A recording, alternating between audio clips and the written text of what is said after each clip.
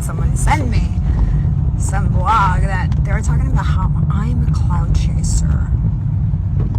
Let me explain that. Now, I feel a cloud chaser is someone with no talent whatsoever that is trying so hard, doing everything to be famous. Now, before reality TV ever came about, I was a New York City nightlife icon. I was a dancer in all the New York City clubs. I reached a lot of popularity just from the nightclub scene. Then I got onto MTV's Global Groove and I was a dancer on there. And then I started performing, and then I started recording music and became an artist, Nikki Exotica. I also started a trans pop group, the first ever in the United States, called the Secret Girls. First trans pop group. I've done a lot of first time things. Yes, I've done reality TV stuff, nothing major. So I created a name for myself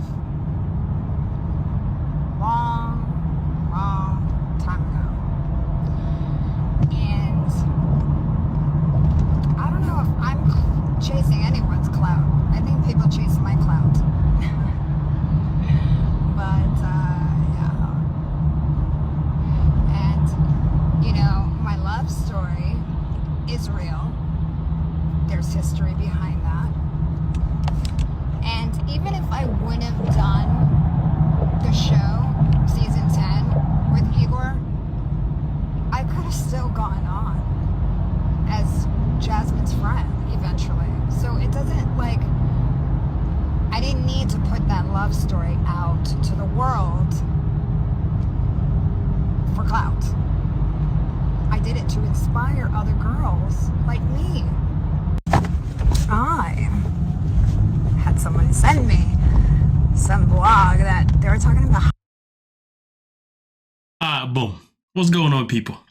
We are back with another video, clearly. And, well, Nikki's had a lot of things to say right there, talking about the whole clout reference, because somebody out here is calling her a clout chaser. I mean, listen, maybe it's a bit subjective because we know that she was definitely doing music way before you've been on 90 Day Fiancé. And also at the same time, she spoke about different things that she's done as well before 90 Day Fiancé. But the question that I have is this. Whether or not she's a clout chaser, the question is, out of everything that she's ever done, what has been that one thing that has given her the most exposure? What has been that one thing that has given her, you know, the biggest audience? Now, I don't know about half the things, or in fact, I don't know about anything that she even spoke about, right? Which tells me that that means that the audience for wherever she's been and done things has been to a certain, you know, community, all right? Now, I don't know what the community could be. I mean, obviously, a part of it definitely has been for the trans community, but it could have been for another one too. So sometimes people try and act stupid. They try and act dumb.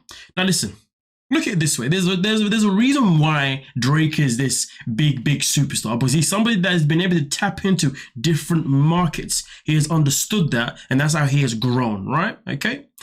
Nikki isn't stupid. She's the kind of person that if she has an opportunity to tap into another market, she would try and do it to get extra exposure. Whether you want to call it clout or not, doesn't really matter. Either way, though, she's smart enough to do that. So for her to come on here and talk with such arrogance. I mean, you could say it's confidence, right? But I'm going to say arrogance because it's the way she just always has to address herself. She always has to address herself in this demeanor as if she's better than everybody else, as if she is better than the people that have been commenting whatever they've been commenting towards her direction. And the problem with Nikki is that she struggles with this one simple thing called, well, there's many things that she struggles with, but this one simple thing that I'm going to talk about is called being humble. Can somebody tell me at any point when we watch Nikki, whether it's on social media or whether it's on 90 Day, when did she ever come across humble? Because as far as I'm concerned, she always comes across needy. And you know what's so crazy? She says these things, and then on top of that, she also decides to put this there as well by, as you can see, if I just quickly run to the, no, wrong direction, run to the top. She even puts it here, I've always been that B-I-C-T-H, showing herself back in the 2000. Okay. All right. So what's your point? You know, it's crazy because why do we live in this world where some people feel like as if, oh, my green screen here is not doing well. Let me just skirt to the side there. But either way, though, I don't know why we live in this world where some people just feel like they have the need to justify themselves. And it's crazy because most of the time when people justify themselves, and like I said, most of the time, they justify themselves in a way where they have to prove a point that they are better than everybody else. It's not even a case to where they have to justify themselves for the greater good of their character or the greater good of saving something or whatever. For the most part, it's always more like, I'm justifying myself so I can throw it in your face. You know what I mean? That, yeah, I am that B-I-C-T-H. And listen, if you want to be that B-I-C-T-H, by all means, be that. Because to be honest with you, anybody that is a real freaking woman, right? And don't take that literally, but anyone that is a real woman, as far as I'm concerned, growing up as a kid, if you called any girl a B-I-C-T-H, she hated that. Absolutely hated that because of what it means and how it made them feel, right? And I'm talking about when I was a kid. And it's just weird because even as a teenager, girls hated that name. But why is it now we live in this society where it's cool to be a bad B, to be a B-I-C-T? Why in the hell would you want to associate yourself with that name? I mean, listen, anybody that associates themselves with that name proves my point. Proves my point that they struggle with anything called being humble. Because if she was humble, she wouldn't instead have always been that B-I-C-T-H. But to be fair with you, we know that she's always been like that, and we know that she still is like that. And let's be real, a lot of people would probably have a whole other couple of names that they would want to address her by, because, you know, the fact that she came on a TV show and she talks about her relationship being real. And I love the fact that she confirms that her relationship has been real, because it allows me to expose certain things that she's already told us. For example, Exhibit freaking A.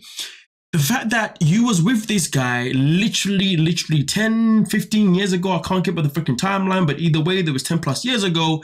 And in that timeline, you never even told him the truth of who you are. And it's crazy because she says that she's always been that bad B, right? Okay, cool. Let's talk about what the bad B word means in nowadays society, right? The society likes to rechange things, right?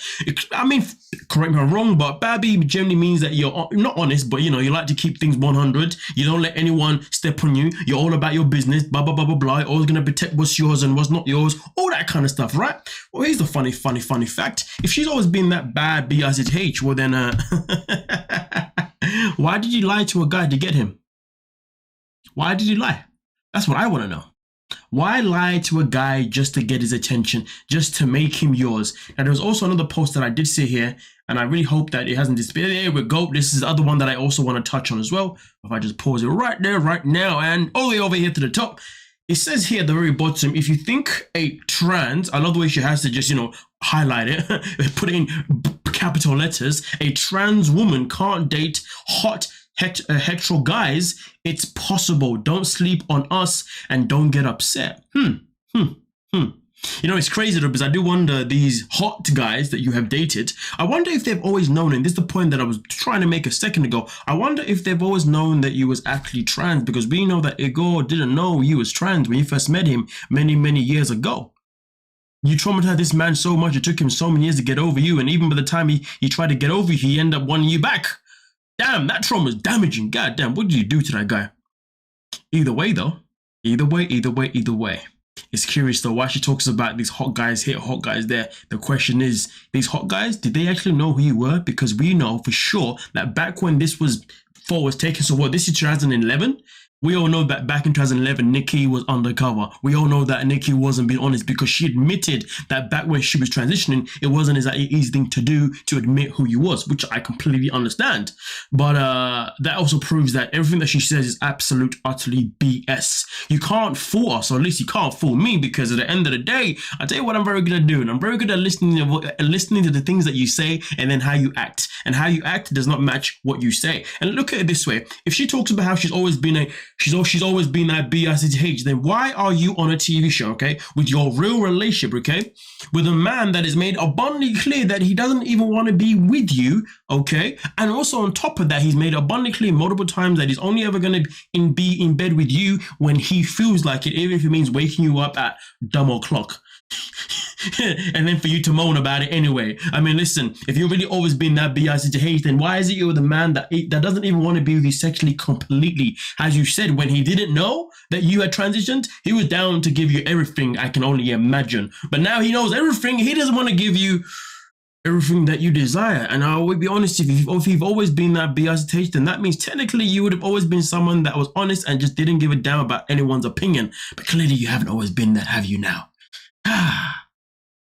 Either way though, Nikki can continue going online, doing what she does best, and that is pretty much trying to give us a perspective that doesn't exist, or maybe a perspective that has a certain layer of truth behind it, but also definitely has a whole other layer of trying to deceive us as if we are stupid. And I've said before, that is something that I am not. And at the end of the day, all I can say is this, based on what we see on the show, and also based on how she has acted off the show as well when it comes to, you know, her online stuff. Let's just keep it 100. This woman is not humble. This woman thinks that she thinks that she's better than everybody else. And to make it worse, really and truly, it seems to me as if as time goes by, she's fully nobody. But hey, you guys let me know exactly what you're thinking down below, and we can most certainly talk about it. But as far as I'm concerned, Nikki can keep on running her mouth about all these bloody daddy things. But the fact is this though, you're nothing but a liar. You've always been not a bitch, you've always just been a liar. Nothing else but that. But hey, let me know what you're thinking. Maybe we can talk about it. Well, you know what else I'll say? I guess we'll leave you to it with all your hot hetero guys. Yeah, I mean, whoever told her that those guys were hetero must have lied to her. But hey, don't forget to like, subscribe, and of course, peace.